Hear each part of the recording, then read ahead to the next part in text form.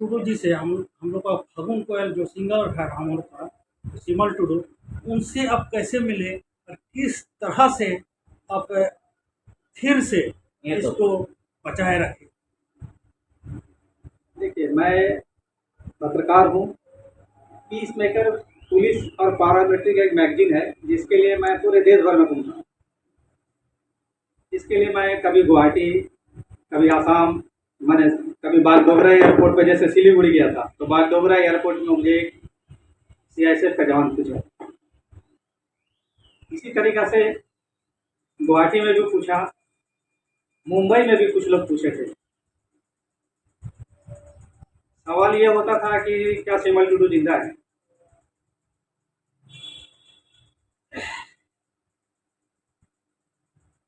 ये मेरे लिए भी बहुत कठिन प्रश्न था, क्योंकि मैं मूसावनी का रहने वाला और बचपन से सिमल टुडू जी को जानता था।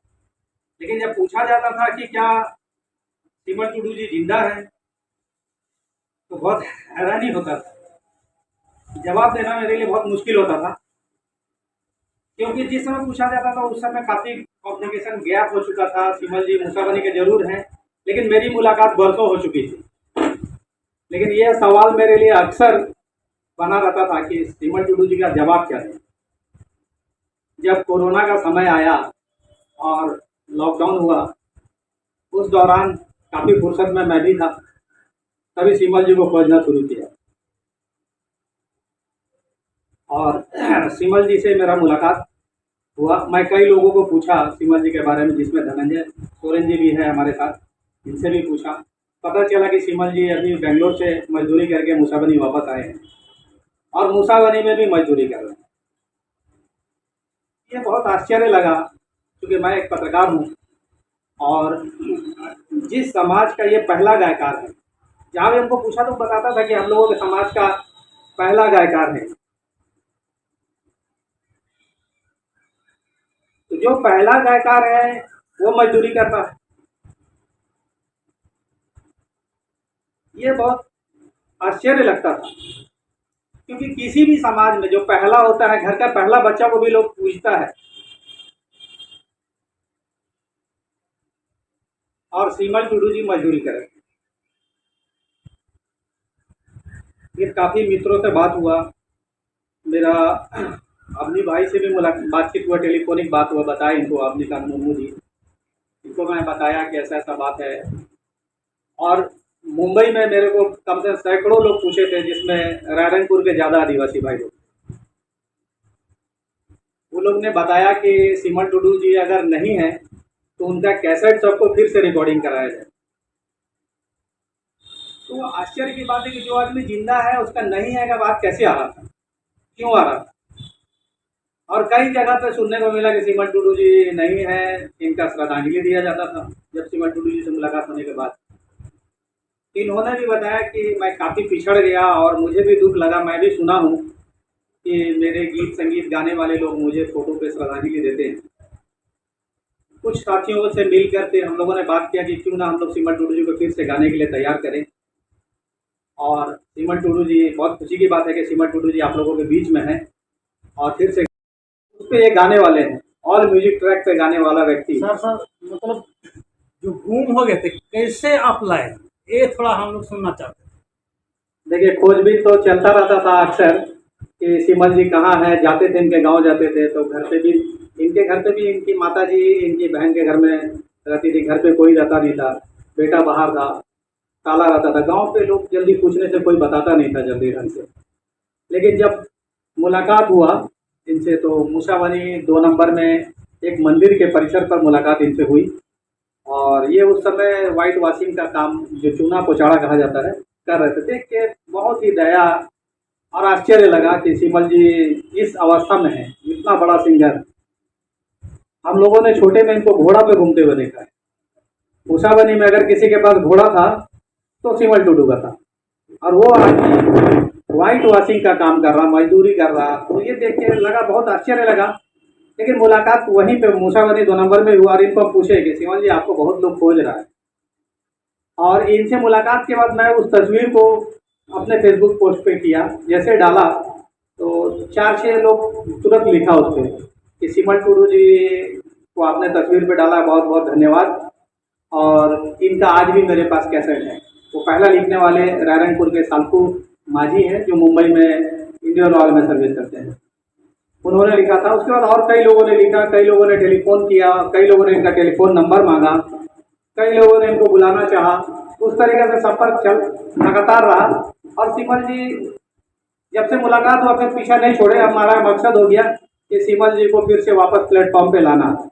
मकसद सिर्फ ये नहीं था, समाज के लोग अगर खोज रहे थे, गीतकार को खोज रहे, सिर्फ एक इंसान को नहीं, तो मकसद था कि इनको उस तरीके से गीतकार बनाना। ये बहुत बड़ी चुनौती थी, और यह चुनौती आसान नहीं था हमारे लिए, क्योंकि मुझे संथाली आता नहीं।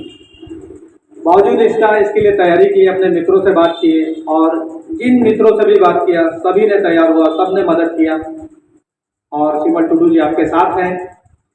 बेहद खुशी लग रहा है। आप लोगों का सवाल सिमल टुडू जी के जगह मेरे से ही हो रहा है, ये मुझे अंदाजा नहीं था, लेकिन खुशी लग रहा है कि चलो ठीक है, सिमल टुडू जी का खोजने का जो प्रयास है वो सफल हुआ। मुझे बहुत खुशी लगता है कि जैसे बागडोगरा एयरपोर्ट जो CSF का जवान ने पूछा था, अरुणाचल प्रदेश में पूछा था, मुंबई में पूछा था। ये बात बोलते हुए मैं थोड़ा गंभीर इसलिए हो जाता हूँ क्योंकि कोई जीवित व्यक्ति के बारे में अगर कोई पूछे तो कैसा लगेगा आपको। और जब मुलाकात हुआ सिमल जी से तो आश्चर्य नहीं कीजिएगा, मतलब वो दिन, वो पल, वो समय बयान नहीं कर सकता। और उस दिन के बाद से सिमल जी से कंटिन्यू रेगुलर संपर्क में है। अपना जैसे कि लगता है एक बड़ा भाई खो गया था, जिसको वापस मिल गया है, और अपने बड़े भाई के लिए जो हो सकेगा करने के लिए तैयार है। और अपने जो भी मित्र साथी इसमें है, सभी मित्र लोगों से संपर्क में है। एक एक गतिविधि के बारे में हम लोग आपस में चर्चा करते हैं, क्योंकि इनका भाषा संथाली है और ऐसा ना हो कि कोई चूक हो जाए, इसलिए संथाली मित्र लोगों से अपने भाई को मैं अक्सर फोन में तंग करते रहता हूँ कि ये करने जा रहा है, इस पर क्या होगा।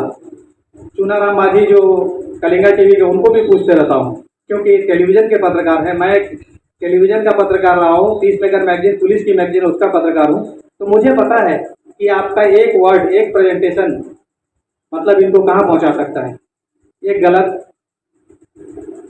को सही करना बहुत मुश्किल होता है, तो इसलिए हर चीज़ को पूछना जरूरी है। भाषा की प्रॉब्लम है इसके लेकर के, तो ये चीज़ रहती है, लेकिन अच्छा लगता है। और ऐसे मित्र लोग मिले हैं, तो आज अवनी भाई यहाँ बुलाए भी हैं, आप लोगों के बीच में हैं, धनंजय भाई हैं, और मतलब लगातार सब कोई पूछते रहता है। अच्छा लगता है कि हाँ चलो अपने लोगों के लिए पूछ रहे हैं और मिल रहे हैं।